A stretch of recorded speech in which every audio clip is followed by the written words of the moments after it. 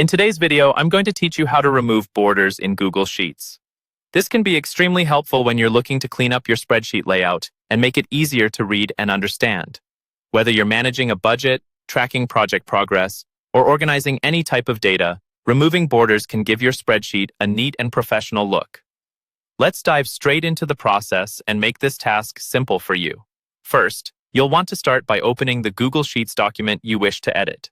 If you're not familiar with opening Google Sheets, it's pretty straightforward.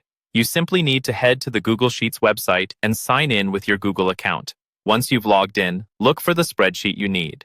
Click on it to open it up and you are ready to proceed. Next, direct your attention to the area of the spreadsheet where the borders need to be removed. Once you've identified this section, highlight the cells by clicking and dragging your mouse over them. Make sure you cover all the necessary cells.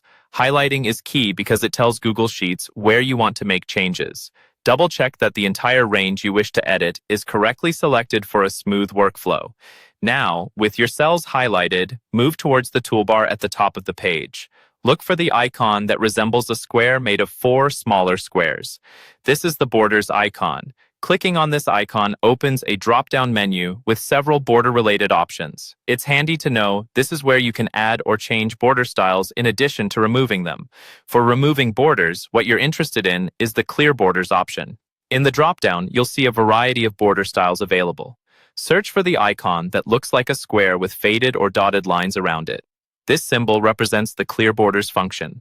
Click on it, and you will instantly see your selected borders vanish from the spreadsheet. And there you have it. Your Google Sheet is now clear of the unwanted borders, looking crisp and clutter-free.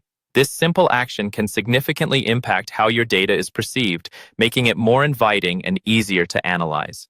I hope this guide was helpful for you.